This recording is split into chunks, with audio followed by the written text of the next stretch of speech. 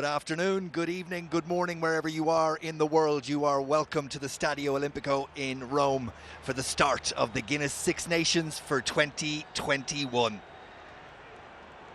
And it's a competition that kicks off today, imminently, with Italy against France. A little bit later on, England against Scotland, and then of course, tomorrow, Wales against Ireland. All those kickoff times in GMT, add or subtract, depending where you are. Well, it's an absolutely glorious day in Rome. It's 21 degrees Celsius, 70 degrees Fahrenheit, there or thereabouts. And it is an afternoon that is unseasonably warm for the Six Nations. Well, particularly for the first weekend in the Six Nations. It's a competition that will start this year as we ended last year. That is without any crowds, but I think it's safe to say that all involved in this competition are just delighted that we're in a position to proceed over the next number of weeks, and we look forward to your company in what will be undoubtedly another terrific competition. So then, France make their way out to the Stadio Olimpico, led by their captain Charles Olivon, captain with 18 previous caps to his name. And the French side make their way. It is noticeable in both teams just how youthful the looks are, how in many cases inexperienced the individual players playing in combinations are on both sides.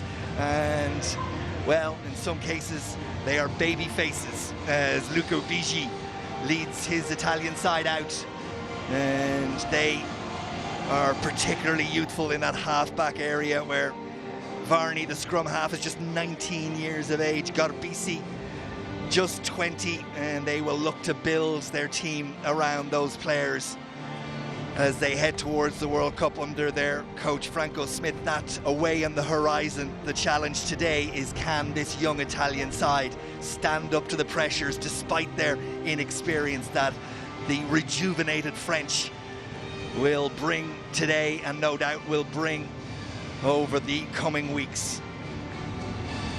And both sides settle in front of us as the referee, who's Matthew Carley, makes his way out with Mike Adamson and Chris Ridley, his assistants, and they assemble in front of us here in the Stadio Olimpico. No matter how often you do this, you find it a very surreal moment in such a quiet stadium as the stadium announcer announces racism is not acceptable. Guinness's Six Nations Rugby Against Racism.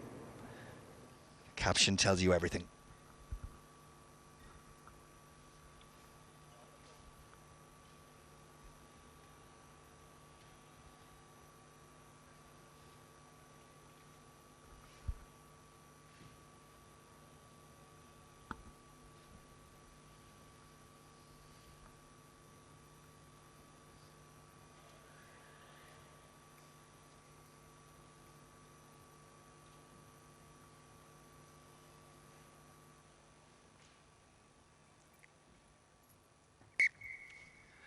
So then, time for the anthems.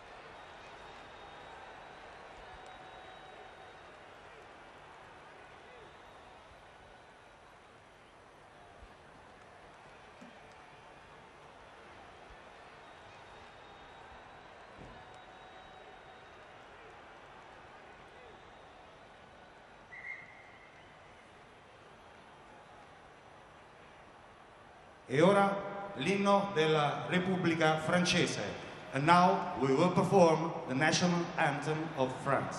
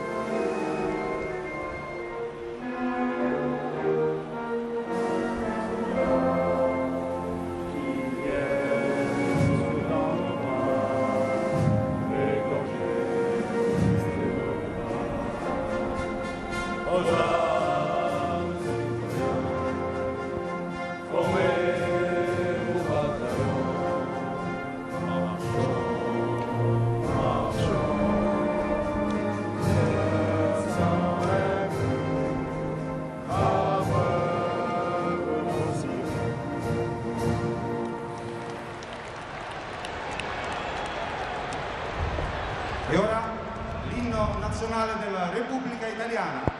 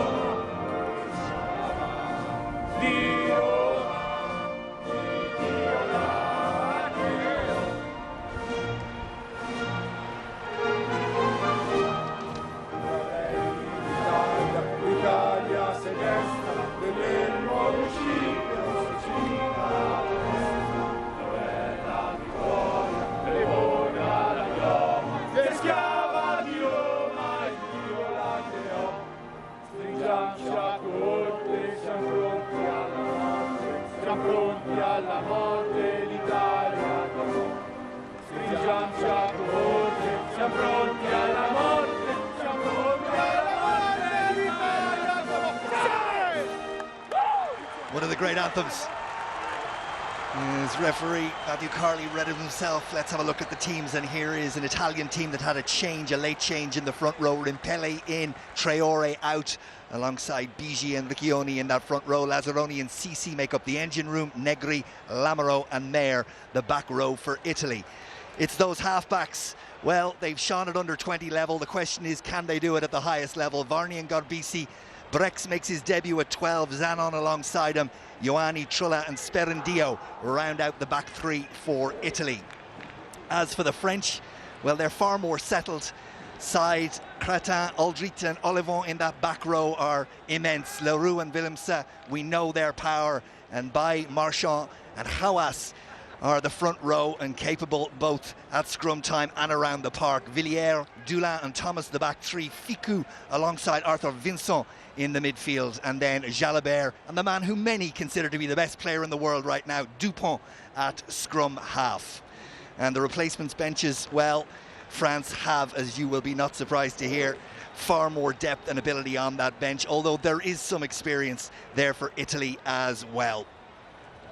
So then, they're the teams alongside me.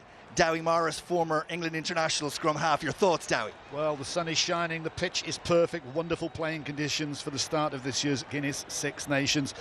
Both sides have gone with the mantra, if you're good enough, you're old enough. Well, that is where the similarity ends. France possessed the flair and daring of old. Galtier is putting together a squad capable of winning the next World Cup. Italy would simply be happy to get a win and hopefully avoid another whack on the head from the mythical wooden spoon. 30 seconds. And you look and you know it better than anybody at that half-back partnership for Italy. There is so much pressure on them today. They've got to work, they've got to click, they've got to get the big ball carriers, but it is the heartbeat of any side, is the 9 and 10 of communication. Thank you. Carley then, the referee, Matthew Carley. Carl Dixon of the RFU is the television match official. No doubt we'll hear from him in due course. Perfect. Good discipline on the chase, please. We are set to go at the Stadio Olimpico. It's Italy against France, and we're off and running in the Guinness Six Nations for 2021. And France, well, they were outstanding at times in the Six Nations last year, and indeed through the Autumn Nations Cup. It'll be interesting to see whether they have that, what would maybe be called second season syndrome, Dowie, in that France performance today. Absolutely. Yes, Galtier looks on. Just wait. Like I said, he's putting the side together for the 2023 World Cup in France, and he's basing it around the under 20s. And I've got a great respect for him as a player, but also as a coach. He's putting together a fantastic bunch of players. And Italy showing a little bit of desire to attack with ball in hand early on. It's Monty Ioani out over that far wing, winning his second cap, the 26-year-old born in Melbourne. And a lot will be asked of that man, Sebastian Negri, in terms of carrying the ball today. He's a big unit wearing the number 6 shirt. Thank you. A lot expected of him. And France, well, they'll eat that sort of Let him kick up run, all let day. him run. And the problem is, how do you deal with it when it comes back to you? And after it went Dulin, No problem, play on. there was a suggestion of a lazy runner, but the referee not on the interested. ball, And he's on Italy the get body. there in Hold that time too. to rescue possession. Trying Onside. to put in some sort of perspective the challenge that faces Italy today. 9 of the 15 that start play for Benetton, and Benetton, as you know, play in the Guinness Pro 14. They've played 10 games and lost 10 games in that Pro 14 so far, and 9 step up to international level. It really is a monumental task ahead of Franco Smith's side. Outside. They've held possession through this No, opening nine, minute and a no, half nine. reasonably comfortably. Thank you. Just one step too quick. Teddy Thomas waits and gathers. 23rd international cap for the Racing 92 winger, and here he is, and with ball in hand and even the smallest amount of room, he is an absolute menace for defences. As France get to play a little bit now, Backwards get off their 9, first play proper on, set. backwards. A little look up from Dupont to see what was on, finds grass, across comes Garbisi, and the out half manages to evade the first tackle, and the little kick and go from Garbisi. Now, which way is this one going to bounce? Dulin managed it and found a way around the on-rushing out Let half. go one. But there's a sign of what Garbisi can bring to the game. He's got complete confidence in what he's doing, the 20-year-old. I've seen him play a number of times this year for Benetton, and It's your player. It's your he player. is not lacking in the confidence department, or indeed the ability department either. It's whether he can show it on a day like this, and he's tackled Timing, in the first air. player timing. And it was the tackle on Trula that gives away the penalty. France give away their first penalty of the afternoon. They conceded 11 per game last year, and that, by most coaches' standards, is 3 or 4 too many. It is, but that was Charles Oliver, I think, the captain of France. He couldn't do anything else. It was a malicious tackle. But you're not allowed to touch anybody in the air whatsoever. So that's what Matt Carley has penalised France for. But it's interesting, you can see the way that Italy are trying to play, but unfortunately making far too many mistakes early on in this game. I know. I think it was Olivon, yeah, it is. He just he's cuddled him a little bit and helped him to the floor. But rules are rules. Decision has to be made from the referee. Young fullback Trula, just 20 years of age, as well as 4th international cap. Here's Luca Bigi. Good line-out ball again from Ignacio Brex in the centre, making his debut today. Born in Argentina, is 28 years of age now.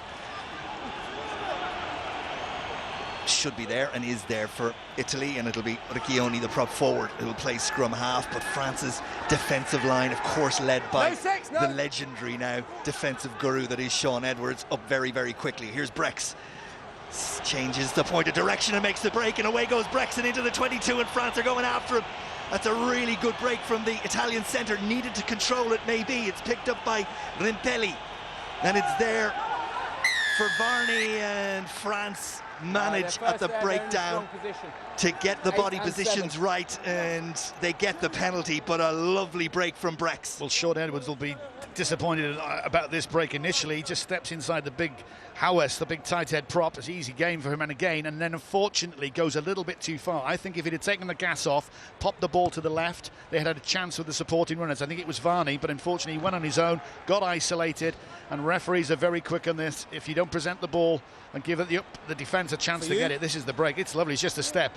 Mind you, it's a centre against the tight head prop. Yeah, but impressive that he was able to read that in his first cap. Absolutely. That's a terrific pass that sets the French front line going. And it's Teddy Thomas who picks it up on the far side. Brex is there, Negri as well, but Thomas just evades them all, and on he goes and ghosts past another 2 or 3. And then the offload goes to Vincent, and France straight into the Italian 22, and there's more control when they have the ball and they hit the ground, and it's going to go out wide, and it'll find its way to Villiers, and he's up to the 5-metre line, and Italy chasing shadows for a couple of phases, and the French are almost there.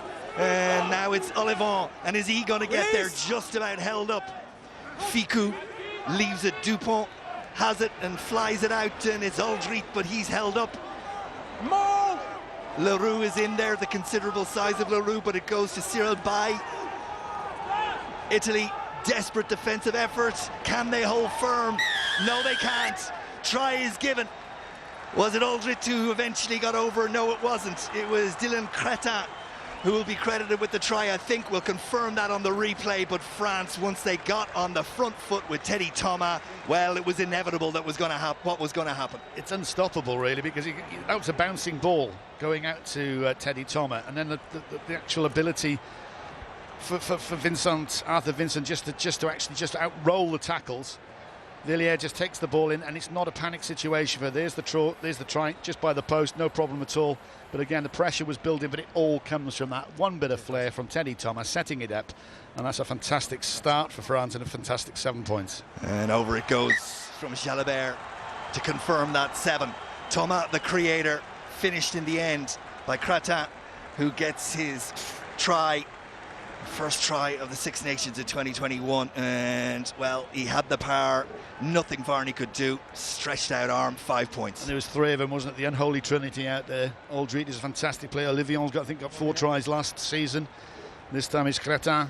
He'll be happy with that, and France will be delighted with that start, because I think that's the first time they got down in the 22. And they proved last year that they scored more points than anybody when they do get down in that 22. And in that 3-minute spell, the difference between where these sides are, Italy into the French 22, didn't have the control to manage the situation. The French come away with 7 points when they do it, taken on by Bernard Leroux. And France, after a slow enough or a quiet start, have burst into life here in the Stadio Olimpico. And Dupont, as he always does, will pull the strings, keeps defences guessing. You don't know whether he's going to kick or whether he's going to run, snipe, pass. He has it all. Fantastic. He certainly has. He was one to watch at a very early age, and he was destined for greatness. Onto it well from the kick of Dulin, came to his opposite number, Trulla, and then Montigliani, and out it goes to Sperendio. Played for Benetton last week against Munster. Varney, and then Lamoureux, Michael Lamoureux, wearing number 8 shirt, just his 3rd international cap. And Varney will put boot to ball here. Jalabert in, of course, for Ntamak. Wait. 10. Thank you. France very happy to pin Italy back and say you can restart with a 22. One thing he did see there from that box kick, I think it's probably the first box kick that Varney put up, is the speed that the referees are now allowing for that to happen. They're trying to get rid of this caterpillar that slows all ball up and slows all time up of a game to make scrum halves do that quickly. So it's a 5-second rule, and had a meeting last week, and the referees from Jules Judes and the referees now are directed to do that. So hopefully we'll get a faster game. This is the 45th international between these sides. First one back in 1937, and Italy have only won 3 of them: 2013, 2011, 1997. And remember, they come into this having lost their last 27 Six Nations games. It's a big old mountain that they are facing, Off feet and first before off feet at the last breakdown. Spoiled the quality of means ball. they'll get the penalty. And they're going to lose a few more Off games feet if they before miss their competing. first step tackles. You cannot do that at international rugby anywhere, but definitely not against this French side when they've got the support runners. I think they offloaded more than any other team in the Six Nations last time it was played, purely because they know Support someone will be on the your left, weight someone will be on the before right, competing for the someone will be behind. It's almost that sort of diamond shape to go at. But if you are simply just 4, I falling think. off tackles, what have we got? 4, I think.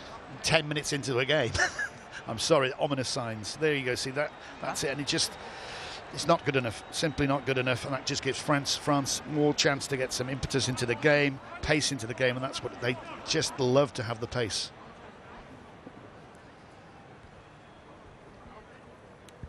So then, Mathieu Jalabert with his first penalty attempt of the afternoon, having slotted the conversion. 22 years of age, plays his club rugby with Bordeaux. It's his 4th consecutive start for France in the absence of Ntamak. He's given that one a hoof. Perfect conditions for the goal kickers, and the flags go up. And France, after 10.5 minutes, have 10 points on the board. Italy, you feel already need to be the ones that score next. Yeah, that isn't the start that Franco Smith had planned, and I'm sure Same again, thank you. BG, the captain, and all players, because again they were pumped up. Thought you could see them on the pitch before we were down. It's absolutely perfect there, but unfortunately France have just do what France do. They're very, very clinical. They kick very well and they support very well. It's a really good relieving kick. Just watch the ball, Christoph. And Italy will get the put into the line out. Good. Teddy Thomas, well, there's your understanding of where we are. 142 starting caps for the Italians, 306 for France. If it's not clear. 24 and a half years of age, the average age for the Italians, 26.2 years for the French, both relatively young teams. Yeah, and in comparison to that, England, 27 and a half years of age, that's the average. And it's 618 caps that will be taken to the stage. Advantage. That's the starting 15. So these both sides are on progression. Italy have to do that, have to play the youth, because they're desperate to get some pattern and some winning. And France have based everything, like we said, on that under-20 squad that blew everyone apart. There's advantage being played to the Italians here. Number 4, none accruing. past the breakdown, taking the cleaner out.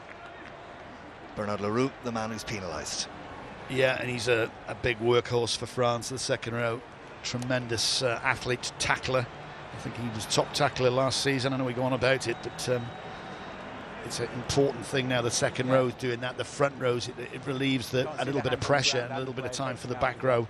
One thing I've noticed with Italy, though, on the restarts, is that they kick straight down the field, which is okay as long as you put pressure on. Unfortunately, the pressure hasn't been there, and like you said, Niall, France are exited beautifully on both occasions, kicked the ball back over the halfway line. So that isn't working. Change it. You've got to change it on the hoof sometimes.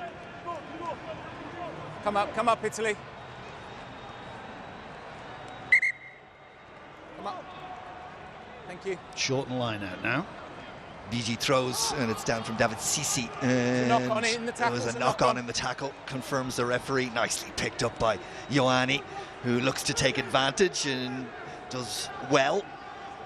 Varney looking for the ball, gets it, and still playing. Italy, It's just a knock on, you've gone backwards.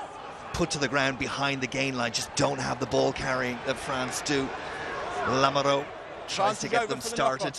And that's the line that Negri needed to run. It was a good one, and it gets Italy going forward. And after you do that for a phase, the next one becomes just a little easier. Varney got a BC. That's not a great pass. Negri did well. Deliberate knock on, so we'll come back.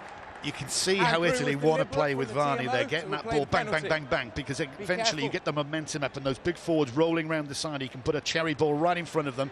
That's with the hand. That's with the knock-on happened with Gratin. That's fine.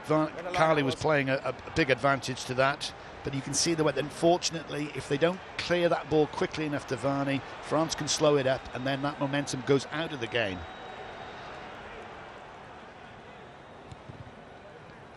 Garbisi gets the Italians up to the 22, and by my reckoning, it's just their second entry into that 22, the other being the break from Ignacio Brex. So an opportunity. You watch Benetton and Zebre play, and the majority of the players in the Italian squad and extended squad are from those two clubs. The rolling maul, the attacking maul, is the weapon of choice for both sides. So it'll be a surprise if we don't see it here, but you've got to secure the ball first, which they can't do. Thank you, now you're on. France with another big relieving kick that brings play from inside the French 22 to almost up to the Italian 10-metre line. And Franco Smith will be pulling his hair out. He certainly will, because they telegraphed it was going. It's Gratin again. He's up, the try scorer, and it's you're shooting yourself in the arm or the foot every time you do it. You work hard to get there. Good sides then come away with points, bad sides don't, and that was just a simple, absolute simple error, really inexcusable. Stay, Charles. BG goes to the front and finds Marco Lazzaroni, which is the banker ball that maybe they should have done in the 22, but they had some big movement sorted out, but it didn't matter because they lost the ball. Out. And they get that maul moving forward, and BG plays his club rugby for Zebre, eventually releases it, and it goes to the Italian backline. And an opportunity to attack with ball in hand as Zanon gets them into the French half. Now Gorbisi, France shoot up out wide, which means that out half is forced to hold on to the ball. Varney, and again it's Negri, and you can see the impact that Sébastien Negri can have on the game for Italy. Goes from Brex out to Ioani, and Ioani has Mayer, the open side, outside him. He's put to the ground. Big hit by Willemse. Ioani will play scrum half, and the Italians trying to keep the ball in hand and doing really well. It goes to Bigi and then Gorbisi, and this is better. They're moving it from one place to another, and the French defence just can't get their hands around them. David Sisi, born in England, former England under-20 international. Gorbisi, that was a little loose, but the Italians still have it, and it's Ignacio Brex who gathers it. Varney options both sides. They go towards Monteioani from Gorbisi. It's Olivon who makes the tackle. Ball should be and is still there for the Italians. Rimpelli, the late call up to the team after the injury. Traore is the one who carries. Now Riccioni, much better from the Italians. Varney, little pop pass back inside. There was a weakness spotted in the defensive line from the French. Brex once more. Huge physical effort from the Italians to get themselves to here. Pulled to ground by White. Zanon steps into a couple of big French tacklers. And the Italians are forced back. Bigi goes to ground early. Riccioni with the clear out work. Gorbisi. And now Mayer. He's got Ioani outside him, and Sperendio, who's come off his wing inside him. Lazzaroni. Varney. France continue to make the tackles. 18 phases, 19 now. Gorbisi back inside to Ioani. This is much better, but Doulin's got himself over the ball, and he's done it illegally. 7 away before we can have the jackal, please. It wasn't Doulin. 7 away. It was Olivon who was penalised, but Doulin Italy getting just reward for a really strong ball-carrying performance. And they rightly pat each other on the back. Well, they did, because they've got into a 22. They held the ball, what was it, for 17, 18 phases then. Okay. It was all about the pace, all about the momentum I talked about. They got a penalty right in front of the post. It says, give me 3 points. And that's the way to play international rugby at the top level. Keep hold of that ball. Don't get isolated. Let teams make mistakes. Brice Doulin didn't get the jackal right. The referee gave him time to get out of the way, and that's it. He got the penalty, and this is the line you want. This is the line, coming back on the ball. That's how you get past defences. Game line so crucial. Come back on the ball every time. The more you sort of drift across, taking that ball, you're going to get tackled. Come back on that soft shoulder from the defensive side. Like I said, the likes of Sisi and the back row have to carry hard, have to carry with power. First opportunity of the afternoon after 19 minutes for Paolo Gorbisi. It's as straightforward as they come in international rugby. And Italy get their first points of the afternoon, their first points of the championship after 19 minutes. They have scored next. And it's Italy 3, France 10. Franco Smith looks on. He won't be happy with that first 10 minutes, and France were on a point a minute. Took their opportunity well, but he will be happy with that sort of last 5 minutes when Italy put some pressure on France, kept hold of that ball. That's the crucial thing. Get in the 22, get points. They're going to have to keep it going at that tempo with that accuracy the whole way through this game, the whole way through this championship. We've seen Italian sides regularly compete for 60 minutes, but the effort of doing that takes its toll in the final quarter. Crucial, absolutely, just hit the proverbial nail on the head. 60 minutes, they sort of run out of battery, run out of juice, whatever you want to say, but they've got to keep it. If they are going to start winning games, they're going to have to keep this pace, that concentration as well up. Keep those big runners coming at those angles, cause problems for defences. Don't make it easy for defences to nick ball or slow ball up. 10 metres, 10 metres. Julien Marchand. That didn't look particularly straight, but the referee has let it ride. And France crash up the first phase, and now Teddy Thomas comes off his wing, and it's a little bit of pinball, and it's won by Italy. Ball came back off an Italian boot and into the head of Teddy Thomas. Marco Lazzaroni, 12th international cap for the Benetton, second row. Use it! Play the ball. Finally told to get on with it, and a big outstretched arm of Cretin tries to get there. Kick is easily dealt with back there. And this one Onside. could bounce anywhere, but it'll go to safety in terms of it staying with the Italians, and they'll get the 22 dropout. Yeah, that was a good kick. Again, there's nothing wrong with kicking if it's accurate, and that was finding grass all the time. So Gelibert was trying to get that ball to bounce, obviously into touch. It didn't happen, but again, it's kept the pressure on Italy. Going over the 22, they've got to clear their lines now. There are the possession statistics, 63% of it with the Italians. Crucially, though, a try coming from French ability to do just that with far less time with the ball in their pockets. Here come the French again, just as I say it, it's knocked forward.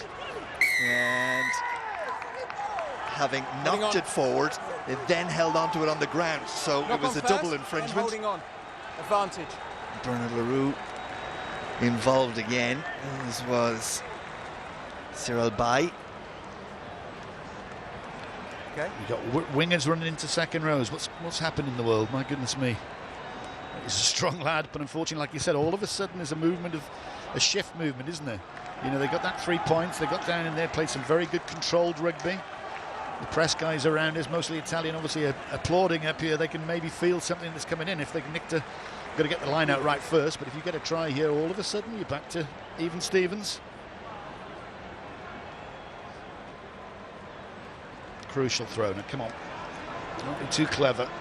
That's David Ceci, who was man of the match in the derby game between Zebre and Benetton both weeks as they played back-to-back just after Christmas. Varney and Brex pops the ball on Negri, and it's up for Varney once more, and back on the angle comes Zanon, and France goes scampering after it, but they can't get their hands on it. It's still there for Italy, and then it out to Mayer on the wing, the South African-born open side, sets it up once more. France very quickly off the line. Leroux was first to arrive to make the tackle, and again, just not giving Italy that option to get forward momentum. David Ceci squirms his way out of the tackle of Olivon. Negri once more is asked to carry. Now got BC, and back inside it goes to Sperendio, and the winger did well to put the brakes on and set Italy up once more. Was there a lazy runner involved there? And Tomal was a little bit casual for a moment, and Ioanni saw a ball that he thought he might get to, but we will go back. Referee says knocked forward and a scrum to France. I'm not sure. I'm sure we'll see that. You'll have a time off. Drink, please, Marius. I think there was a lazy runner coming back from France. We'll see in the replay. Thank you. That's what he's looking for. That's perfectly okay. That was Sperendio setting it up. Yeah, does very well. Varney then gets the ball out. It goes off the chest, I think, of the Italian player. Or the head. It was indeed. I thought it was a Frenchman coming back. It wasn't. Grazie. The referee wants confirmation. I think he will go with his decision. On field, he was closer than we were anyway, but big number 8, Michel Lamaro. A little bit of cut under the eye, bit of Vaz on there, that'll be fine. Here it goes. 50-50. Comes off his shoulder, so it has gone forward. Just and I think with his short sleeves, just on his arm there. But again, that was good. It was good from Italy. They were trying things, and it's all about the pace. That's what Varney's given up. These big lads have got to come back again. I know we're going about, but come back at an angle, get on that soft shoulder inside for the defence. They've got to make a decision then. Luca Bigi continues to receive a little bit of attention. Here's what the sides have delivered so far in terms of attack meters made after contact. Italy 18, France 63. As we discussed, first scrum. Says as much about defence as it does attack. We'll resume with a scrum, and the put-in will be to the French for that knock-on from Lamaro.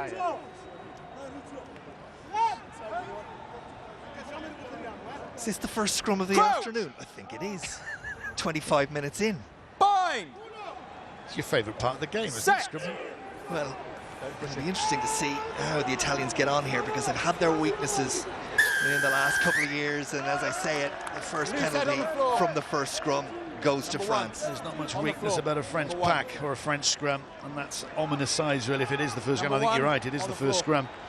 They actually just did what big front row forwards do, and they just ground Italy there.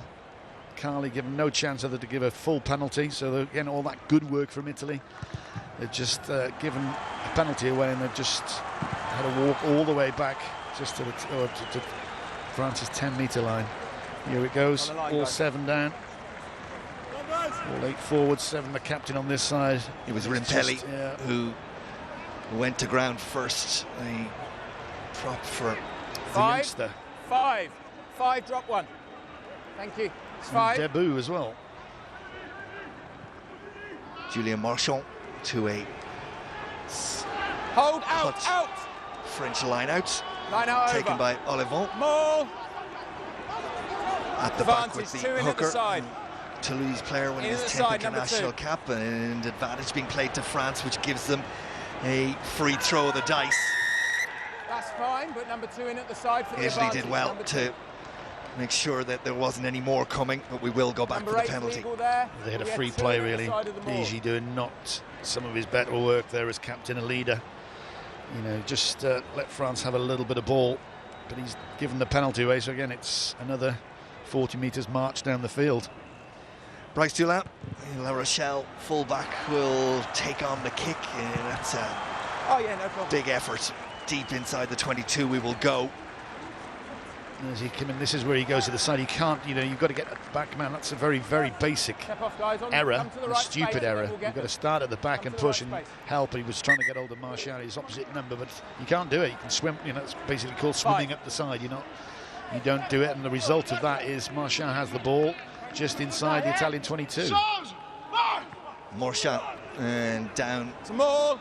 comes Leroux, Line and out's they over. go to the maul, and Marchand will hold on to the back of that maul, and France get some What? forward momentum, but Italy do a decent job of Start to holding use it the up.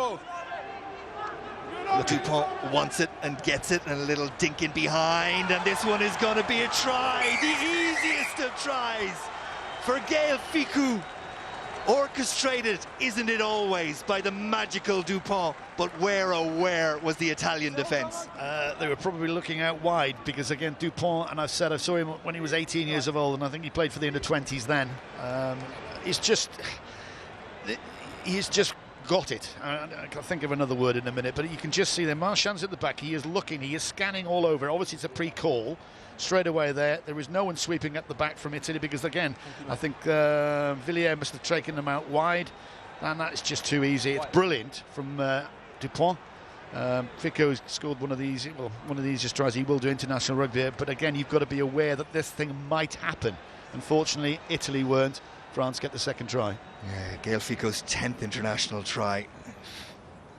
Stade Francais centre Jalabert with the easiest of conversions, and out goes the scoreboard. 17 points to 3 in France's favour. Another visit to the 22, come away with another try. You can see the difference in the sides up there. You know, Italy make a mistake. Forward pass, Franco Smith knows that. Head in hands. It's interesting that when you look at the replay, the Italian fullback Trulla was absolutely furious, because more often than not you look to your fullback to be that sweeper, but clearly I don't believe he believed it was his role on that occasion in the gap. Inside. Well, Dupont saw Use it it. and Hold executed if you're in magnificently for front. France. Oh, wait. Thank you, winger. Here is the fullback Trulla, and it goes to Garbisi and Ioanni. Eventually finds its way back to Lazzaroni.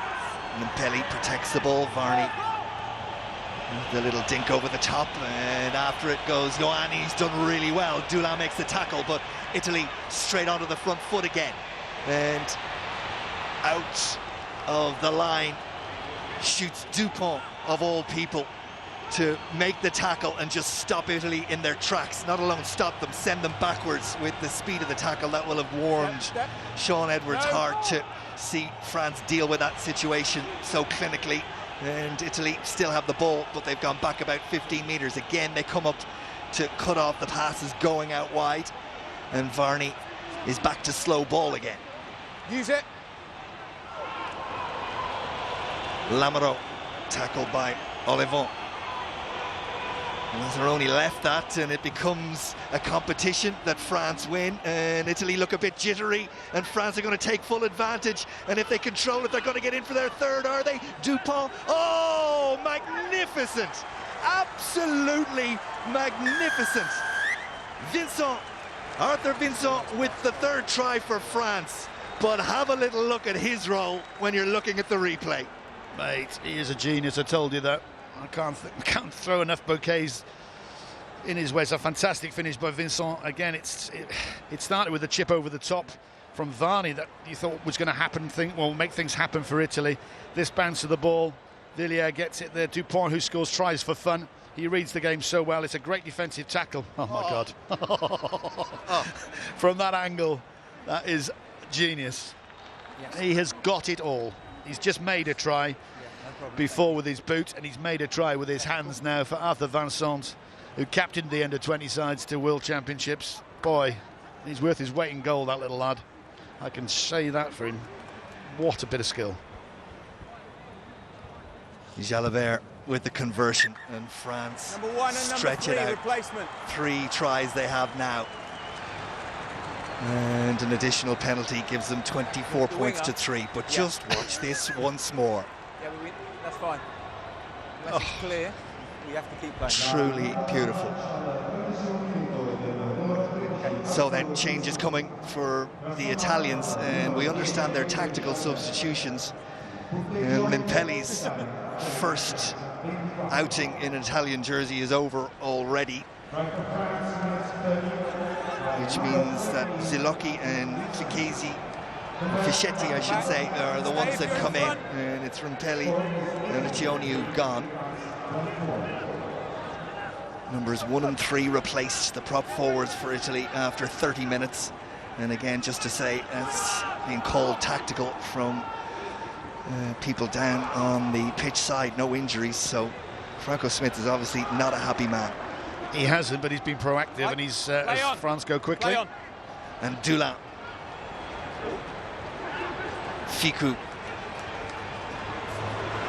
Every time the Italians make a tackle, another Frenchman appears as the ball is popped off to him.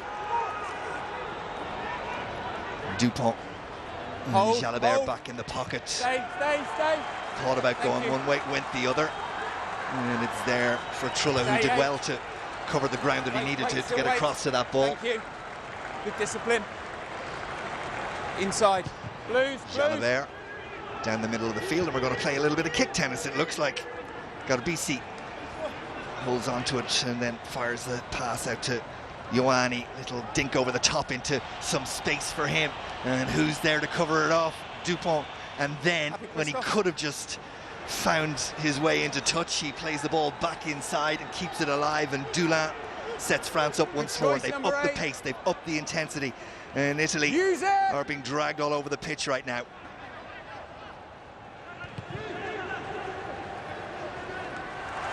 Dupont's kick, watched and gathered by Garbisi. Bailly tries to strip the ball, but he can't. Varney, little show again, and the third time it goes to Ioani, and Ioani's away, and he's got pace, and Monty Ioani out of nothing. The Italians get their first try of the afternoon of the Six Nations for 2021, and all that created by some wonderful play by young Varney. Not once, not twice, but 3 times. The pass looked like it would go. Eventually it went to Ioani, and he got home. Well, I'm praising one scrum half. I'm going to praise the other scrum half. That's a show and go. Thank you. That's a show and go. Thank you. That's another one. Ioani has been a bit of a thorn for France every time he's had the ball. Almost a bit like Teddy Thomas. He has absolutely just crashed over. It was a fantastic box kick, you've got to say, from Dupont. He put pressure on them, but this wee lad, this is what they were raving about at under-20s. changing games every time he came on or started them, and he's certainly done that now. He's just, well, the riposte from Italy has been superb. It's gone really, all the journos have gone really Matthew, I'm going to show you a forward pass from the 9, clearly coming out with his hands in front and caught by the number 11 in front of him. Okay. Just got to get the right angle. Oh dear. Well, the television match official is Carl Dixon, and he's called the referee's attention to what we're about to see.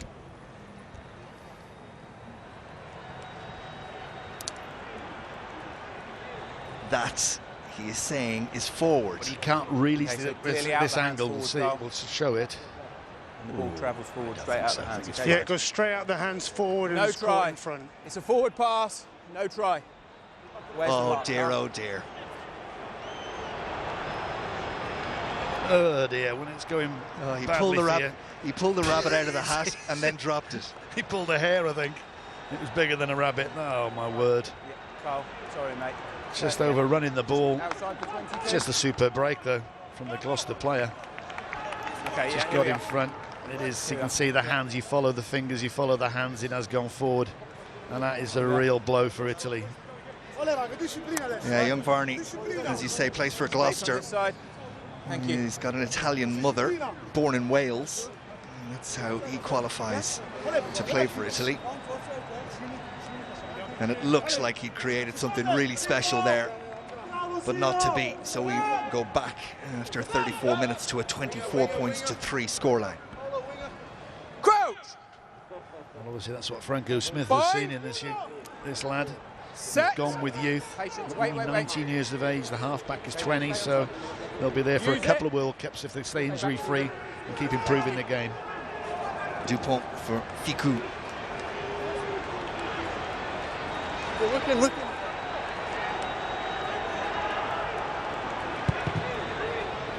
Fires one. That's a really good kick because The mark there, Ioani was in perfect position. Okay. But having said it was a really good kick, Luca, scrum. he's just got the roll of the ball going and it's gone out, which means we'll go back to where the kick was taken. But he just punches it. Like, I mean, you don't think you're going to kick it dead from there. Well, it's again, the pitch is absolutely perfect. I'm not sure how much rain the Italians have had over here in Rome. We've got plenty of nothing back in the UK, that's for sure, but that's gone dead. But like you said, he does hoof it. He's got the all-round game, whether it's the tricky little chip through, the box kick, the long-range kick. Make sure we're stable on your left side. It's just unfortunate for him. But if you are going to kick there, the big thing is find some grass. Fabien Galtier always looks calm and comfortable in the coach's box, and well, after what he's seen in the last couple of moments, in the last 10 minutes maybe, from Ficou and Vincent and Dupont, he's got to be comfortable. And Franco Smith, well, it's worrying times, and it's going to become more worrying because I think Garbisi is not in a position to continue. Nothing. Listen. And into the game will come left the sides. most experienced man in the Stationary before the 23 ball. Both for left Italy, sides. Carlo Canna, the Zebre out half, wins his 48th international cap, but Garbisi not for the ball. in a position Left to side continue for strong. the Both moment. sides. At least he's going for a HIA. We will see if he is in a position to return, but Canna, he's one of those players, Carlo Canna, that can be magnificent and muddled within 3 minutes. He needs to be magnificent now, does Franco Smith. Once he's substitute 10 to take control, he's really got 50 caps experience, so he's probably the right guy to bring on at this stage now. Italy, by the way, going with a 6-2 split on their substitute bench of forwards and backs. So not that many options in the back line to change, but Canna has played obviously at outside half and at centre for the Italians at international level. Here's Mayer. Italy, you feel, really need something before the break. Canna pops it on and breaks with a little kick in behind, and again it becomes a foot race, and Teddy Thomas shows all the composure required just to see it into touch and ensure that France have the throw into the line-out. Yeah, they back themselves, the line-out is excellent. But again, coming back to that point, I think we were about 10 minutes ago, then when Franco Smith made those substitutions, because I think you said it, the first scrum, they lost, they gave a penalty away, so rather than go through that and struggle, right, let's get the other two props on and see what they can do, so being very proactive. meters, 2 meters. David, 2 meters. Stay. Wait for the throw. Marchand goes long. And Italy alive to it and do a really good job of sending Counter's good. Aldrich back.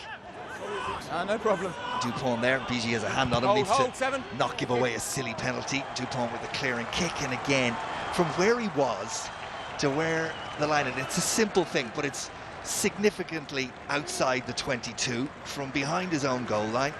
And it's a breather for the French. You chairman of the Dupont fan club now. Yeah. I love it.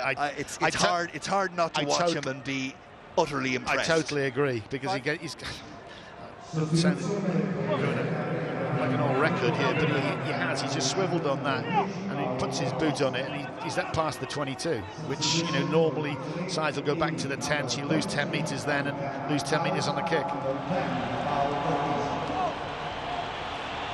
Varney, good line from Mayer.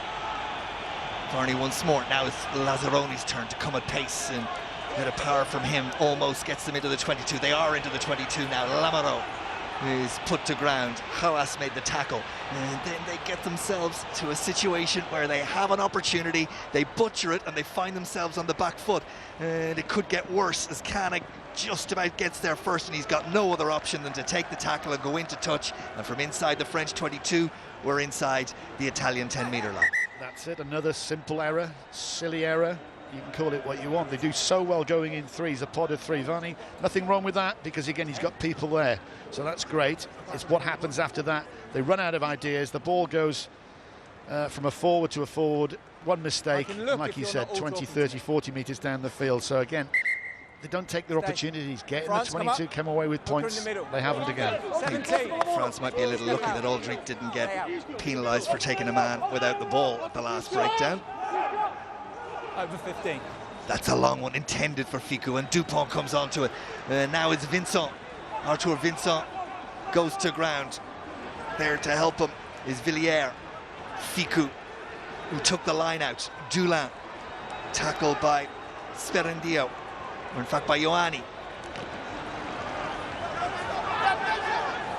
Looked like there was a tackle off the ball, but before that, the referee spotted the infringement at the breakdown, so the penalty goes to Italy when it might, if it had progressed to another moment, gone to France. Yeah, here's a set move. That's beautiful, isn't it? Ficou over the top, back inside to Dupont. Arthur Vincent takes it into the rattle right up the middle.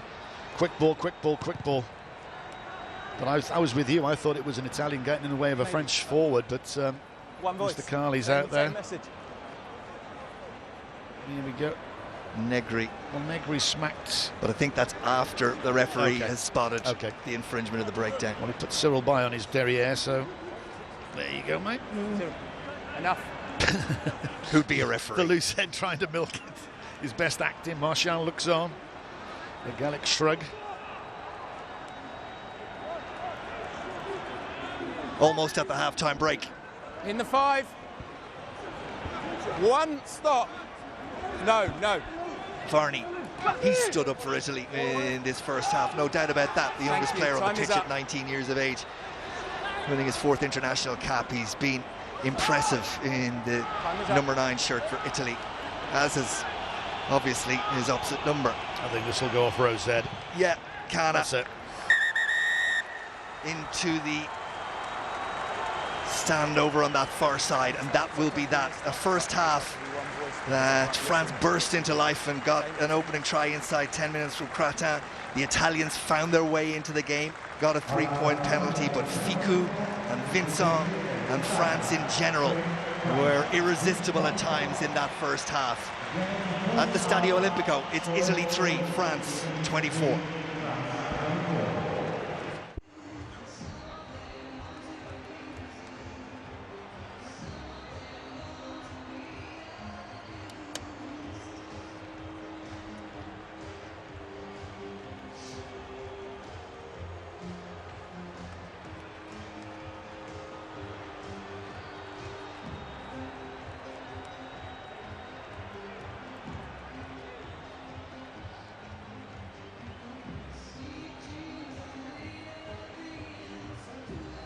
Welcome back to the Stadio Olimpico, the half-time score. Well, it's France by 24 points to 3. And you know, Dowie, French teams previously in this sort of position would have sort of had a collective shrug of the shoulders, gone through the motions in the second half, and probably not increased that lead by much, if at all. In fact, they may have been pegged back a bit. It'll be really interesting to see what the mentality of this group is under Fabien Galtier, because my guess is they are going to kick on and try and make a point to everybody at the start of this championship. I think they will. You interviewed Rafael Ibanez before, and they said they'd had a very good 2 weeks training in Nice, and it's all, you know, they were going very, very well, and they've proved that. I think this is a whole new French side. You see what's happening in the top 14 when you weren't really allowed to win at home, with Toulouse flying high once again. I think it's a different mindset that Galtier has brought into this group of players, and Ibanez, I think he's had a major play with that, and Sean Edwards obviously has had an input, but we will see. I think they'll just get one more try, but I think they're going to go out and make a statement, a real big statement. They've got a lot of players. I'll tell you why I don't think that. I think they really will keep their foot on the accelerator. Watching that French third team in that Autumn Cup at Twickenham just showed me there's so much talent, and people want the place, they want that blue jersey, so they're not willing to take the foot off the accelerator. They are going to stay and go for the throat.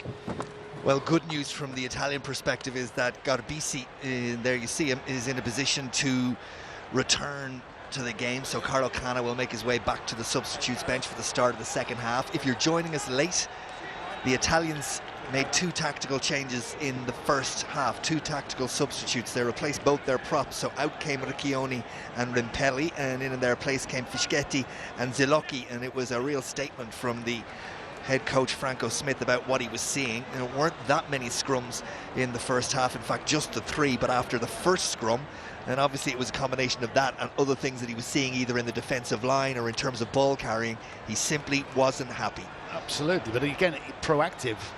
You can't have your scrum being rocked back in the first scrum and giving a penalty away. Okay. Time on, please.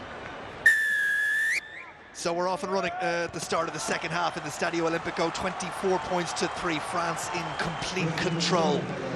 And Italy, well, they're going to find themselves in difficult positions as they rebuild under Franco Smith over this championship and indeed over the next championship as well. And what they do and how they go about doing it over the next 40 minutes is going to be interesting, as well as watching the French attitude to where they are. Will they be able to put the foot down and find a way of making that lead? Well, their biggest ever win against the Italians back in 2005 in the Six Nations, 56 points to 13. So that's a 43-point deficit right now. It's at 21. Fiku with a little kick in behind. Teddy Thomas was asked to run onto it, but Garbisi watched it all the way and gets the pass away to Montejoani, whose try that wasn't was the talking point at No lift on the half-time. ball, no lift on the ball. Garbisi. Nicely done by Trula to get Mayer back inside, and Varney's got to get a bit of protection there. He eventually does, and the ball is secured. That's one of the substitutes, Danilo Fischetti, who takes it forward, and then Sperandio out to his fullback, who's got absolutely no room to move in at all, is Trula. No. 3. Varney and Lamaro, who's coming from far too deep and just didn't get across that gain line. Here's Lazzaroni. Dupont helps to make the tackle along with Marchand. Garbisi, away he goes, the out half. Tries to get the pass away, but it's knocked backwards as the referee, so Brex can go. Italy in behind France again, not for the first time. The question is, when they get here, can they do something with it? Bigi. And the answer is no, because Zilocchi runs in front. It's obstruction, not accidental. It's a full penalty, and after that lovely break from Garbisi, they end up turning around and walking backwards. Well, I'm going to be positive for Italy, because these half-backs are class. Varney showed that in the first half. Unfortunately, the pass was forward, but I've seen enough of this boy. He scored a tremendous try last Six Nations. That is the future. They've got to stick with them, and I hope everyone else comes along with the ride. But again, it's the same old thing. Italy's visits to the 22, there's 7 visits there. you just don't, they don't score any tries. That's the difference. France do score tries, Italy doesn't. So 7 visits to the 22, no tries. That's the unfortunate story of the game. And when they do, when they put the foot down, they are just making those mistakes. Down for Dupont, Jalabert and Aldrit at real pace. Dupont gets there and pops the pass off to his hooker Marchand, and then it's Cretin who scored the first try of the 3 scored by France so far. Ball is there. That ball is there, and it's fine, over. says the referee. Italy almost looking at the referee saying it was okay, it was, and in addition to that, they get a penalty as well. And it's going to be Hawass who's penalised, prop forward. There he is, Dupont again. Marchand goes in, and this offload, I think that's the 10th offload that France have done so far. I mean, they were top of the offloads in last season's Six Nations with 55. So you can see how dangerous it is. Just getting a guy on your shoulder, just absorbing the tackle, and then just popping that ball off. So that's where they've been very, very good today. Zilocki, the man, will be credited with the turnover, having given away the penalty at the other end. He goes some way to redeeming himself. There's going to be a change for Italy. Carlo Canna is coming back into the game, but this time it's not for Garbisi, it's for Marco Zanon. And that is a tactical substitution rather than one for any medical issue, like a HIA. So Zanon goes, Canna in, and Canna has played centre for Italy before, and he'll interchange with Garbisi in that number 10 channel. He's more of a controlling centre than a spark, really, but again, it will help Italy. I'm sure he will shore things up. He makes a little break. And here's Varney to try and capitalise. Scrum half desperately trying to dig it out, but the French hands on it were legal. And the penalty goes to France. Oh dear. I mean, they make all the yardage. The 590 metres made now, Italy. And again, we are banging on about this, or I am banging on the same thing, but they don't control the ball. There was one part when they got their 3 points, they controlled it for 18 phases in that first half. Excellent, no problem. You've got to keep up that for 80 minutes. It's a very simple thing. Don't get isolated. There's a big runner coming in there. You know, they do it well when it's just a few phases of play, putting 3 people in. One person goes in, the next 2 clear out. See, there's no one there. 1, 2, 3, 4. Marchand's over top of the ball, and then they come in. That's the game. Time off. There's going to be a change for France at hooker. It's a HIA replacement. Marchand is going to make way as he goes to have that HIA assessment, and Bougari will come in his place. There he is, the La Rochelle hooker. And he finds his man. Always difficult to come in at that particular moment for a hooker. First thing you got to do is throw it to the line out, and now he's at the back of a maul, and it's a maul that's marching into the Italian 22, and an immediate impact from the replacement hooker. Ficou in the centre. It's advantage for France. They have a free throw of the dice, and that's a dangerous thing to give a French side inside your 22. And we'll go back for it. Offside against the Italians. Sorry, Dan. No, you're fine. It's just an interesting decision now. I think they'll pump it into the corner, because one more try, give them a bonus point. That would be job done. And I think that's what's going to happen. Don't really need the 3. It's 24. Well, it's 21 points difference. I can't see Italy scoring that many points to come back. So this will be Bryce Dulin going into the corner. He's looking. Villers right on the left-hand side out there. He was thinking, should I do a cross-field kick? He was absolutely looking out to the far side, and it was just as well that Sperandio, the winger for Italy, was awake to the task. Otherwise, that one was going cross-field. Teddy Thomas has got into that line out. If you can just see his boot moved back out now. That's another little skillful move by France. Ficou is in there as well. Over. 15 metres. Bougari comes around the corner, and then it's Aldrit. And there's a scrum cap gone missing, and Dupont for once doesn't go to hand from him, but a little kick in behind, and Dulin for Thomas, and where's it off to? Italy seemed to have dealt with it when there was 2 French players there. But the referee's going to ask the TMO and his assistants. Okay. Just let us make the decision first, please, gent. A little bit of afters over here from Canna and Ficou, but it's 22. stopped already. I need to talk to my assistant first just to check. And here we go. That's well done by Trula, knocking it back. Fullback got there ahead of Teddy Thomas, who at times looks like it's all in an afternoon's work. There doesn't seem to be in his body language that urgency. Of course there is, but he is so relaxed about everything that he does on the field of play.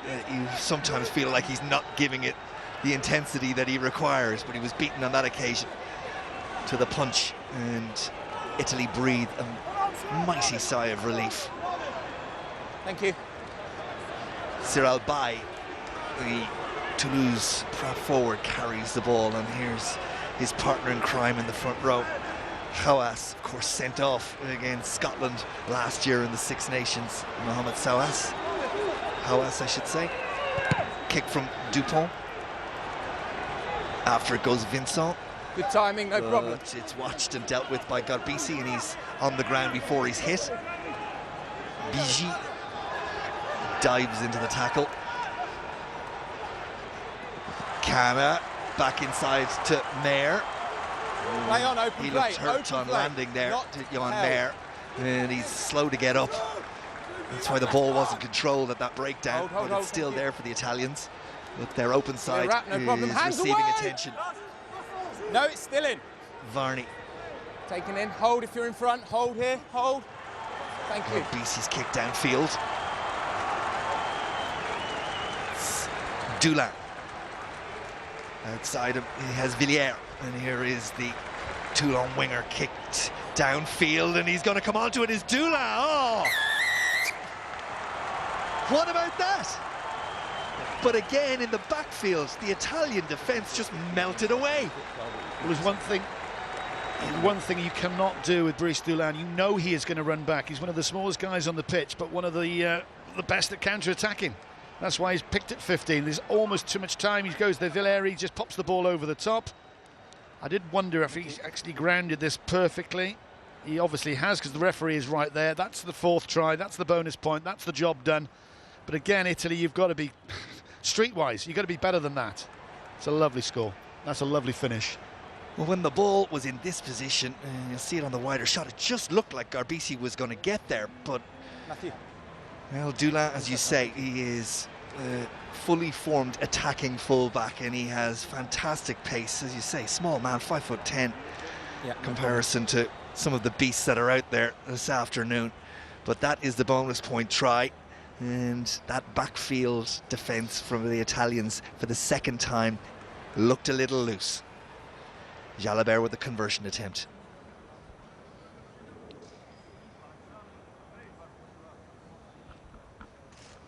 Completed? Yeah, okay. Terrific kick from Mathieu Jalabert. And, he's had an armchair ride. Italy making a change. Mayer unable to continue, and in comes Mbanda. And there was the grounding to confirm all was good. But yeah, they're just loose as a goose. That's the phrase that comes to mind. You can't kick a ball down the field. You can, it's no problem at all. He hits the grass, that's fine. You put it straight down Brice Dulin's throat, he's going to do one thing with it. He's adverse not to kick the ball. He does do it occasionally, but he wants to run. So that would tell me, if I'm an Italian coach, you go up together as a unit. You really actually fire up quicker than you should normally, but they haven't. They've left the space. He's kicked it over the top. The Villiers kicked it over the top. That's the bonus point gone.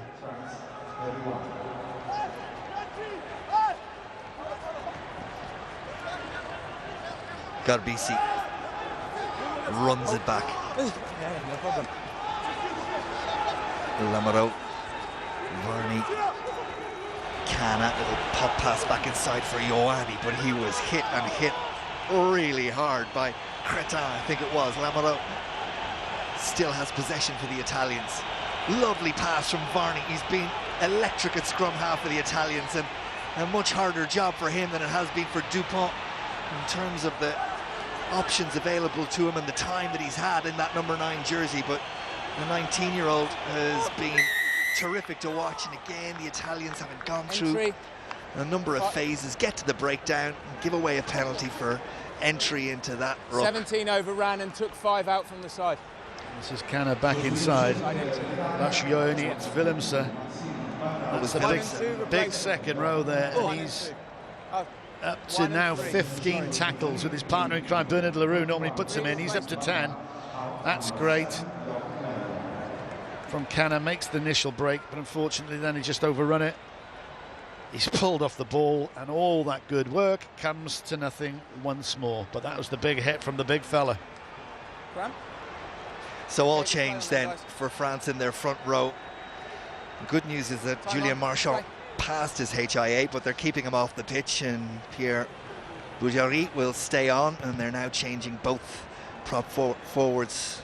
Joas and Bay are gone, which means Groch and Aldeguerri will come in. It was a good shift from those two men. Not much weakness there then, is there really? Right, you asked me the question at the beginning of the second half, are they going to go? Well, we'll see now, because this is prime, just over halfway. Good ball into the midfield, off you go. Ficou. Teddy Thomas on the wraparound, and Thomas is gone, and he's got Dulin outside him, and back inside he goes to Dupont. Antoine Dupont gets the try his performance deserves. Teddy Thomas, the creator on that occasion.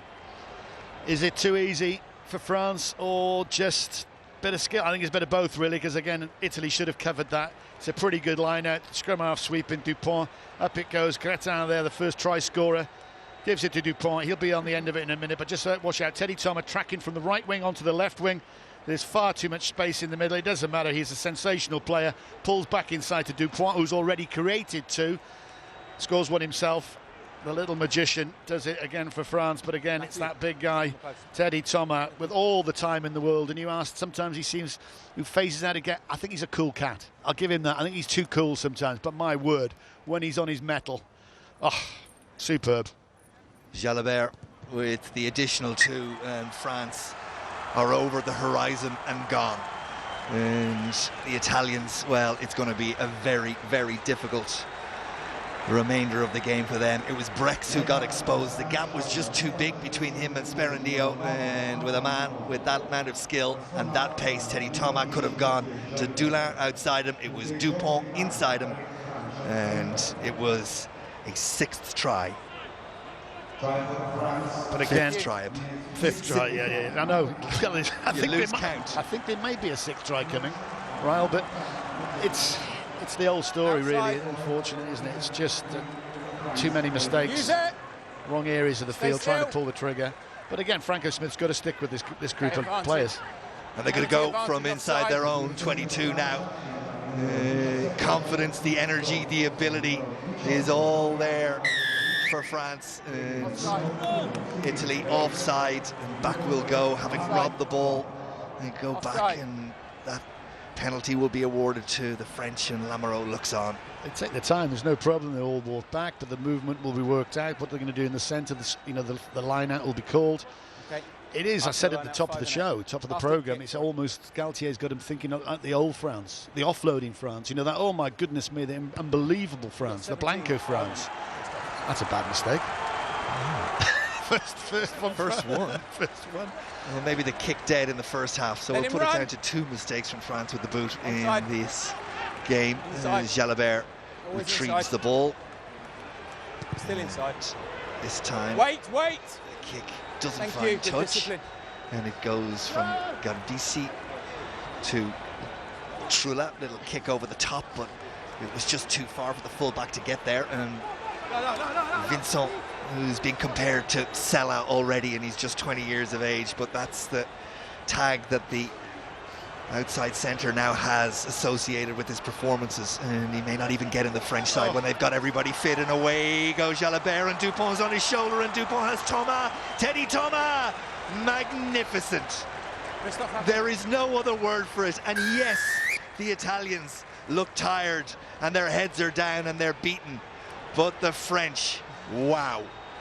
And Jalibert, some people were saying that they're going to be as strong with Jalibert as they are with Intermac. Well, Intermac is out, and this lad has taken his chance. He took it in the autumn, and that's, again, you're missing tackles. You're going too high, Italy. There's holes all over the place.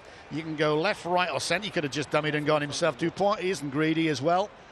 He gives this ball, that's the third try that he's assisted, I think is the correct terminology in the new game. We have an assist, but it was made from Jalibert. This time Teddy Thomas, who gave the ball to Dupont in the last score, has received one back and goes under the posts.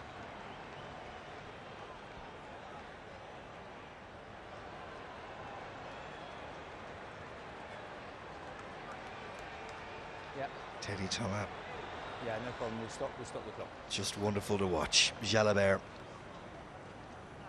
with the conversion attempt.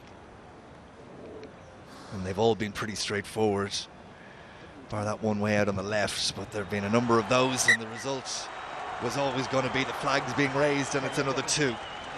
And France lead it by 45 points to 3, created by Jalibert. Igre is a tremendous player, he's an old dog, he's a warhorse, but again he gets it wrong. And then fortunately for Italy, there's been too many things that people have been getting wrong, not communicating, and just simple errors that, you know, against a side, a class side like France, you're going to get punished, and that's exactly what's happened. The Italians look like they were going to make changes, and the French look like they're going to make more, but we're going to get underway before those additional changes are made, and Carlo Canna somehow comes up with the ball, and it's advantage, scrum advantage to the Italians, and they find themselves through the efforts of Brex inside the French 22. Varney will dig it out. It's the substitute prop, Danilo Fischetti. Where's the ball? Varney desperately looking for it, but it doesn't come. And it'll be a French put into the scrum. I think it was one of the, it was Bernard Leroux's there. It was the choke tackle. I thought it was one of the props, new props that come on. It doesn't matter. Again, sorry, but it's another mistake. France get that. Sorry, Italy get the ball back over there. They move it one way. Unfortunately, just go into the first contact reel, and gets turned over. Well, the benches are being emptied now. 2016 and 19 coming in for Italy, which is Federico Rosa.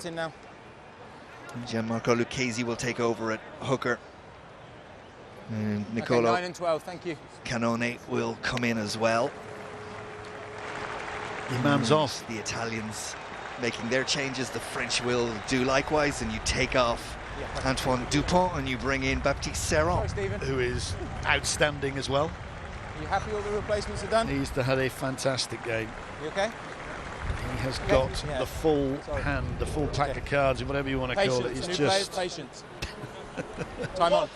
You see Damien Penaud has come into the game as well. It looks like it's Gaël Ficou who's gone, and this is the contribution of Dupont, one of the many. I think I might know who maybe's in the running for man of the match, player of the match, I should say. He's only played an hour. Fine. What an hour.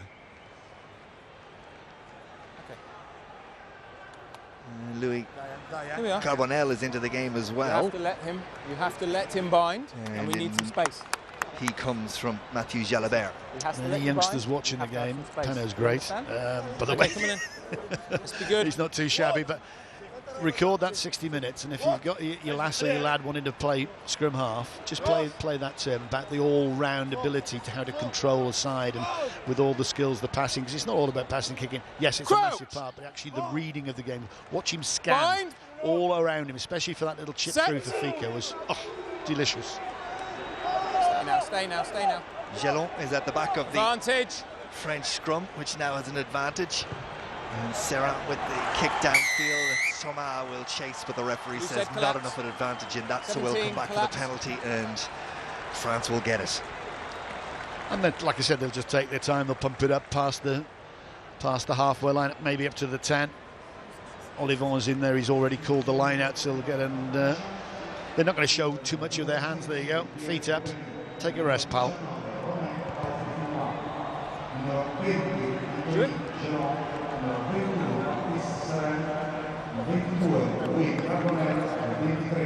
Confirmation of all those substitutions that we told you about rolling through.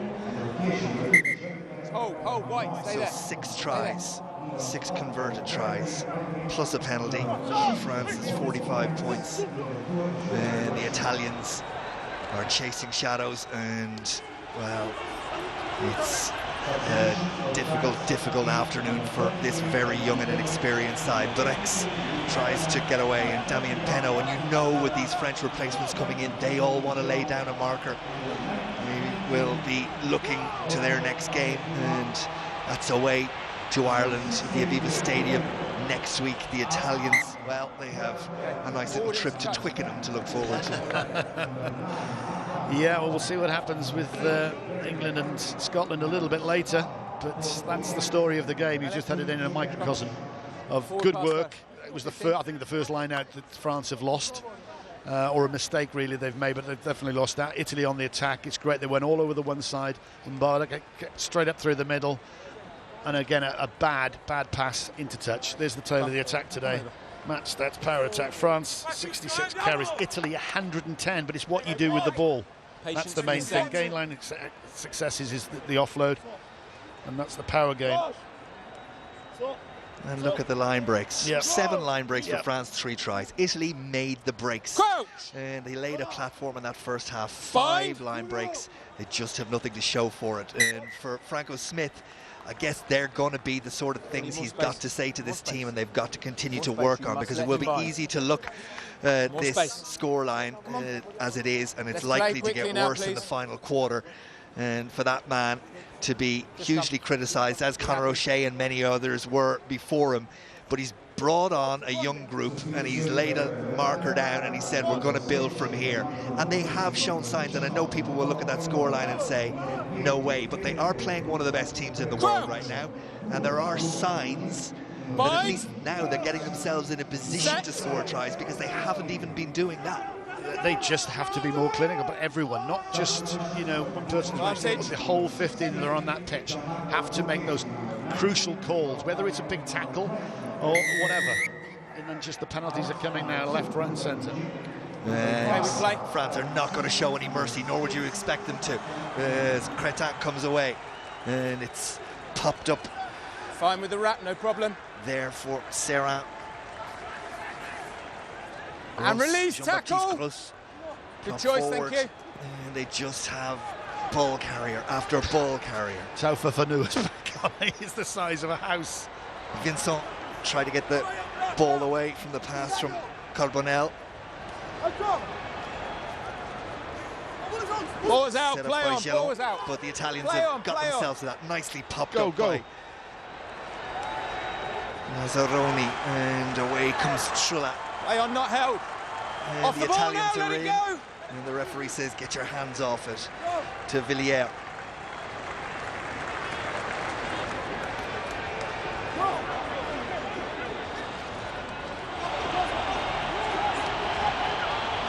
Knocked forward, was it? Referee didn't seem to see it, or didn't want to call it. Garbisi Cana. Trulla. Sperandio. Little chip over the top from Sperandio, and is he going to finish it on? That's a wonderful individual effort from the winger. Great try, Luca Sperandio. Better than man. Scores Italy's try, and surely no one's going to rule this one out. The TMO will check if it's clear. The TMO is going to have a look. Just listen. I fell foul of that before, calling the try when it wasn't. I think they're looking to see if that was out. That definitely was out. The question I asked was there a knock forward at the previous breakdown? And for those obviously watching at home, Matt Carley's looking at the 2 big screens, or the 1 big screen in the stadium. Luca Sperandio did a wonderful job. Is there a knock forward there? Clearly off the foot. Off the foot. Good, Christoph, thank you. Is the decision, so we will have the try. Happy mate. Matt Carley won't be getting his pizza tonight if he disallowed that one. But that's, you know, you talked before, didn't you? He has to stay with this group of players because they can perform like that. And that is not France taking the foot off. No, it's not, and it's a good conversion from Garbisi. Captain. Sperandio, first try for Italy, and you'll remember that one because it was beautifully delivered. Clear off the foot. Well, he finished it well, he took it superbly. started doing what France have been doing to Italy for the the whole sort of 65 minutes, is finding holes in the defence. He finally found a hole in that French defence, chipped over the top, retained the ball, and scored a beauty. Federico Rosa was the man to claim the ball from the restart. The Italians down to 14 for a moment because Banda is receiving attention and he might have been needed at that breakdown, the back rower, but they've given it away. And having scored immediately, they find themselves staring down the barrel again because this penalty is not going to be kicked at the post. This one's going in the corner. Absolutely, tries may matter, points difference, all that. Come the business end of this tournament, but this game has been done and dusted. It was in that first half with those 3 tries. Controlled beautifully by Dupont. Please watch. One line-out loss for both sides. France normally very, very good. Telford Thunder, that big lumbering lunk. Hulks are in the middle. Verby tends not to jump himself. He actually uses his arms to lift other people up. It's a good competition, but we move up, miss out. You step across again, and it will be a free kick. Stay in your space. Stay in your space. Message very clearly delivered to Fischetti.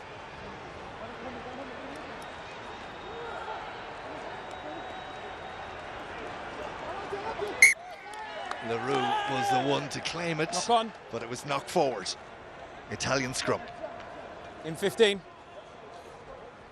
Interesting to watch the French line out. You had Serra was right at the front of that line out, packing it in. Just tweaking little things. Opposing sides will be watching this though. I can't see all the way. Great present, Bernard Leroux. Again, he's such a workhorse. His tackling and defensive work is great, but that's his nuts and bolts stuff there in the scrum, obviously. But line out, superb. Only the 6th scrum of the afternoon here at the Stadio Olimpico. Some people will be rejoicing about that, and we haven't had that. We got to reset, and we got to reset, and we lose 4 minutes. No, it's been get it in, get it out. And Italy not stable. Will get the free, and the referee France too much right to just say we're not going to get into a reset and reset. It wasn't stable. France penalised. It wasn't because France were going at him. They fancied a penalty there. Thank you. They messed their line out, perhaps. They messed their chance to get another try. This will go downtown. And it was a free, not a penalty, so kept in play by Garbisi, but Dulin watched it and fires it back. Garbisi does well to get up high and claim ahead of the onrushing Bryce Dulin and secures possession for the Italians. Lamoureux. And Varney thought about going out right, but comes back left instead. Lazzaroni, and the tackle comes from Serra. The ball. Let him go, let him go. Hold in front, wait. Garbisi. Thank you. Wait. Thank you. Kick from Carbonell. Garbisi, and we're going to play a bit more foot tennis. Your serve. Carbonell decides to keep it in hand and then drops it. So the Italians, after all that, will get the territorial advantage and the advantage of the put into the scrum. Yeah, you won't want to see this back on Monday morning. Just makes that one mistake. Oh dear. He knows. He's thinking video review room Monday morning. I had acres of space, yes. You don't have to put that one in the video loop. I know exactly what I was trying to do. When he's thinking something different to what he was trying to do, obviously. Made his debut against the Italians in the Autumn Nations Cup. Let's play. It's his third cap. Wow. 147 tackles. Tackles missed 17. For France, 78 tackles made from Italy, 23 missed. And that, again, that just sums up the game. You cannot afford. Well, you said it early on when they slipped off a tackle and it gave away a penalty, which gave away territory, which ultimately gave away a try. If you're going to do that, you're going to find yourself under your sticks more often than not. See, and they can do all this. It's great. It looks fantastic. But where are you going? What is the definite point of what you're trying to do? Because they're already up to 970, nearly 1,000 metres made. But it's what you do with the ball. Underneath him. Tighter collapse, number 18. Feet up.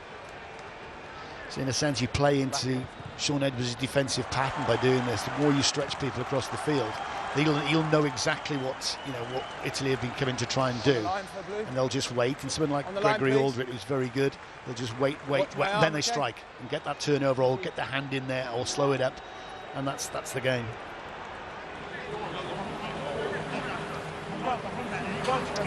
Italy. Watch my arm as well. Opportunity for Italy to put a better gloss on the scoreline. It's Gianmarco Lucchesi with the throw, and he doesn't find his man, and the Italians, well, they did that early in the first half when they were down in the other 22, and they had an opportunity to get what we know is a decent attacking weapon for them, their rolling ball going, but the hooker on that occasion was Luca Bigi. He didn't find his man, and Lucchesi comes on and in exactly the same sort of position makes the mistake. The mistake, and that costs them 55 metres. 50 metres. What do you read into this for the rest of the championship from a French perspective? Because as much as the Italians have shown something, they have defended particularly poorly in the backfield and have given away soft points. So is it a French side that Ireland, Wales, Scotland, England will look at and go, these are the real deal now? Yeah, they've been a real deal for some time. I think you saw that in the autumn when the third team, like I said, went to Twickenham. The celebration that England did after was relief, because France could have won that and they should have won it. They've got so much talent there. Oh, this side, if they carry on improving, could go on and win a World Cup quite easily. And that man will surely, if they are to go and when they go to host their World Cup, will be very much involved. And here's another opportunity. Where's this one going to finish? And the fullback did well again, and he's done it on a couple of occasions in this second half. By Italy, it's been a one-on-one. Back by Italy, ripped out by Italy, played back by Italy. If it's clearly wrong, we will change our decision. You've got to bear in mind as well, they've got guys out injured. Vakatawa, who is that incredible bullet of a centre, was a bull of a centre with all the skills. He's out. But again, you put Arthur Vincent in there, you can put numerous other players in there, but they all want to play. They do, like I said, they do the simple things very, very well, but everyone's on the same script. They play to the same script, but they've got that old flair. This is the thing, it's difficult to say unless you've seen some of the old films of the French sides when they used to cut loose. Once they go, and if you've got Dupont there who can't stop cutting loose, and then into Michael Jalibert today, you've got the recipe for a very, very good side. Set. The feed will be from Baptiste Serron, and it's at the feet of Gelon, and the man wearing 20 may well pick and go, and eventually he does, and the pass is popped out, and Dulin just shifts it on beautifully to Teddy Thomas. A little swivel of the hips, and in he goes again. Teddy Thomas scores, and it all came from that rock-solid scrum and a very, very tired Italian defence. Well, we had a prediction up here for those listening. I said 42 points to 12, and I think they might well have got a bit further than that. And again, it's just they've got all the right ingredients everywhere, haven't they? They bring two more props on, that scrum gets stronger. They've got a platform to go off the top. It's too easy. Serra's dummied the left to go to left. Bryce Dulin just gets that ball away, and that man, you've still got people coming in to tackle him. It's not a fair contest. He's happy, he's enjoying himself, honestly. He is smiling behind that mask. And an opportunity for young Carbonell to take over the kicking duty.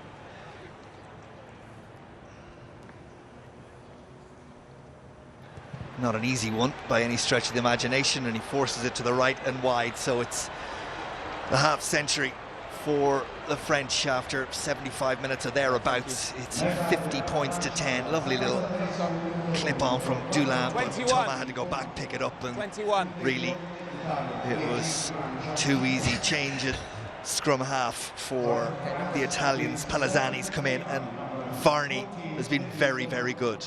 Varney's been outstanding. They've got to stick with him. No, again, we're reiterating the same points over again, but you have to. You've been shellacked today. Do you know what? I've said Varney's gone because I've seen Palazzani come on, but actually Palazzani has come on, and it's Mbanda who's made way, and because they've made all their changes except for the sub-scrum half, they've had to bring him into the game. So Varney's still there. The point still stands. He's been 19. one of Italy's better ones. Thank you. Well, the reserve scrum half, like you said, Palazzani, he's going to have a field day on the wing. Here he is, Palazzani. Go on, lad. Let him go now. Wrapped up by Peno. Step back, step back. 40 points the margin, 43 points the biggest margin, 56 points to 13 when France beat Italy back in 2005. Taken on by Rosa. No, leave it, step out, step out. Ioane, he's looked lively Release when he's him, had the move. opportunities. And he's gone in search of ball throughout the game. BC Cana, and here is Palazzani. Shifts it on to Trulla, and the full-back kicks ahead, and the French are back there in numbers and able to deal with it. Carbonell will try and get around, and does get around. Palazzani runs into a tackle from Rosa. And back to order is Serra. Use it. Stay up. Use the ball. Serra gets on with it reasonably quickly, and it's been interesting to see that in this game, that scrum halves are clearly going to get on with it when they're told to, because they know they're going to get penalised. Let's talk about the player of the match. He's relaxing, he's in his deck chair there, his armchair, because that's where he's played for most of the day, behind a fantastic pack, but he's got it all. This guy, I saw him at 18 at Cast. He scored 3 tries in one game and turned it on his head in 5 minutes, and then he's moved to Toulouse. They're on top of the table. It's no surprise he is player of the match.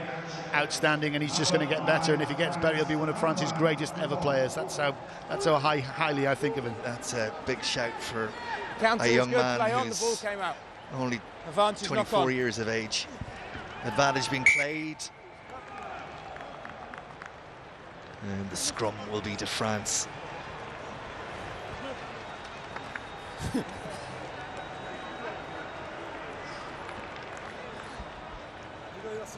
Fabien Galtier. Well, his next assignment against Ireland Play.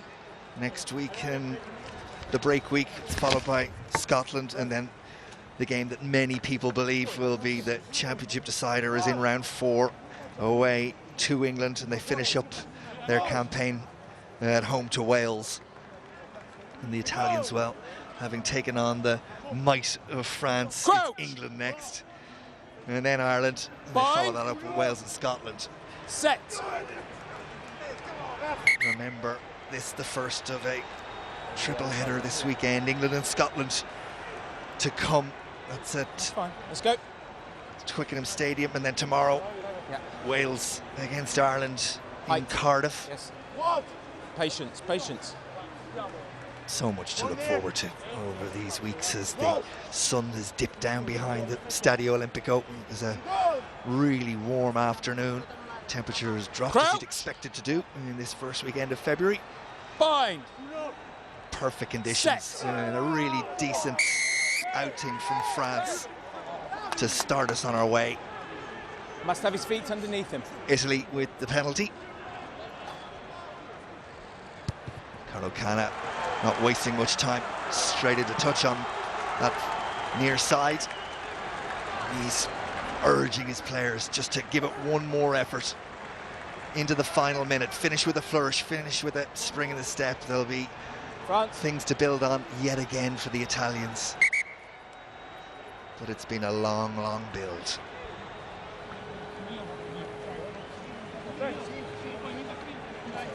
Six or 7? 5. Thank you. So then, Lucchesi.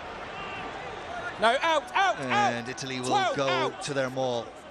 Breck's told to get away from it. Don't go on the ball carrier. Line out over, yes. It's there with Lucchesi. Now they can come in. The line 16, out complete. No, out. Varney Out. has a little look around the blind side as he tempted down there himself. No, he goes open in Cana. And that pass may well have been forward to Ioane, but one way or the other, he's put down and put down hard. Brex carries and the tackle comes from Leroux. Varney again, and it's forced a little and it's knocked forward. And that is going to be that. France in complete control of the opening game. of the Guinness Six Nations tries from Cretin and Ficou and Vincent, Dulin, Dupont, and 2 for Teddy Thomas. And in reply, well, Sperendio had a moment that was converted and another penalty for Garbisi. But in the end, it was a romp. It was so easy for France, but they looked so impressive. Italy 10, France 50, the final score.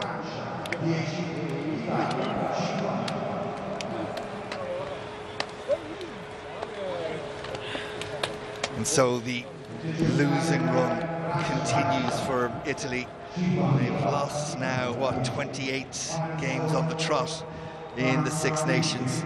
And you can understand why Franco Smith sits and ponders and considers where to from here. Their last win in this great competition back against Scotland in 2015. The last win at home in this competition against Ireland back in 2013. That's 8 competitions ago now. And you wonder how psychologically they can clear themselves up and clean themselves up for the tasks ahead. And there is no bigger task really than going to Twickenham next. But they're going to have to do it. And he's going to have to find a way, some stuff to work on in terms of positives, but their control and creativity in the pivotal moments and their defensive frailty when France were in their 22 are not issues that are going to be solved easily. Ficou and France, well, you wonder just how good this French team might become over the coming period and towards that home World Cup. They have all the ingredients to be world beaters, but there is a lot between now and then, and Fabien Galtier and Raphael Ibanez will continue to play it down and just say we're taking it a game at a time, and continue to keep their eye very much in the moment rather than onto the horizon. Okay, let's go down pitch side. Dowie's gone down there, and it's Antoine Dupont, and he's alongside Bernard Leroux as well.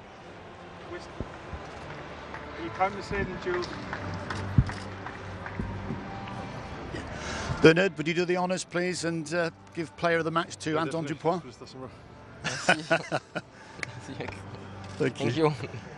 Bernard, could I ask you a few questions? Firstly, about that little player over there, Bernard, Anton. A phenomenal performance today. Yeah, definitely. He's always performing phenomenal. It's great to have a player like that in your team. Definitely one of the best nines in the world, and it's an honour playing with him, and it makes it easy for us forwards going around. He's got a good chat in the game, and he's got a real good offensive play, so yeah, glad to have him on our side. Well, you only made 12 tackles today, and your big pal Paul Will himself 16, so you must be slacking.